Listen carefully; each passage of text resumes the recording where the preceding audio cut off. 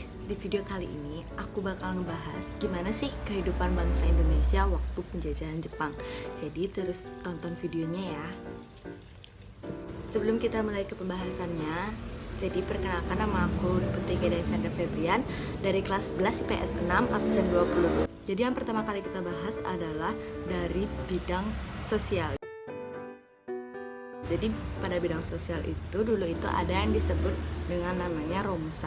Jadi Romusa ini adalah panggilan bagi orang-orang Indonesia yang dipekerjakan secara paksa oleh pemerintahan Jepang.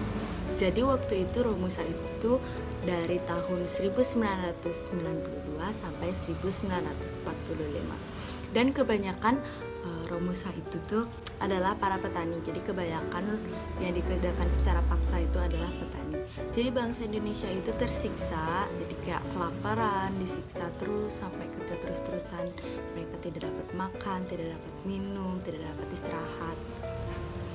Setelah itu ada juga yang namanya Jugun Ianfu. Jadi Jugun Ianfu ini adalah sebutan kepada wanita yang menjadi korban perbudakan seks oleh pemerintahan Jepang pada Perang Dunia Kedua. Selanjutnya yang kita bahas adalah pada bidang ekonomi nih guys. Jadi pada bidang ekonomi dulu itu ada yang namanya sistem ekonomi perang. Jadi sistem ekonomi perang itu sendiri adalah suatu tindakan yang diambil oleh sebuah negara modern untuk memenuhi kebutuhan perangnya di negara itu. Ya, setelah itu ada juga namanya sistem autarki nih guys. Jadi sistem autarki ini tuh mengharuskan masyarakat memenuhi kebutuhan di daerahnya sendiri setelah memenuhi kebutuhan di Jepang. Kebutuhan Jepang.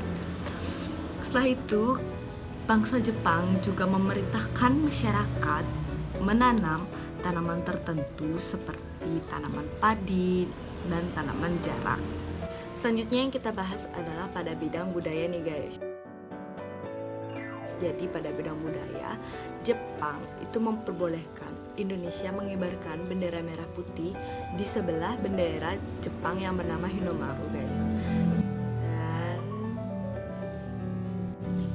Dan bangsa Indonesia juga diperbolehkan untuk menyanyikan lagu kebangsaan kita, yaitu lagu Indonesia Raya, itu setelah menyanyikan lagu kebangsaan dari Jepang itu yang bernama Kimigayo. Nah, setelah itu ada pula budaya yang mengharuskan masyarakat itu wajib melakukan penghormatan kepada Dewa Matahari itu yang gini. Itu. Jadi selanjutnya yang kita bahas itu adalah bidang militer.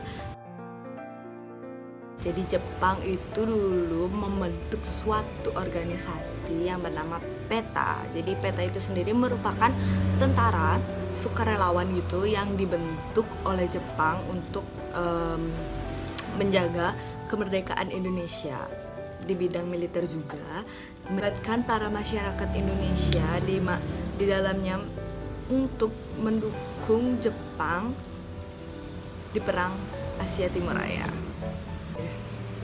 Jadi guys, kita masuk ke bidang pendidikan, ini bidang yang terakhir nih guys. Jadi pada bidang pendidikan ini itu bangsa Jepang itu tidak memperbolehkan bangsa Indonesia menggunakan bahasa Belanda nih. Kenapa? Itu karena mereka ingin menghilangkan angan-angan mereka dari penjajahan Belanda nih. Jadi bangsa Jepang itu mengharuskan bangsa Indonesia menggunakan bahasa Indonesia gitu. Jadi sekian dari video aku, semoga bisa menambah ilmu kalian, dan maaf jika ada kesalahan kata atau penyebutan karena aku juga masih belajar. Jadi terima kasih sudah menonton dan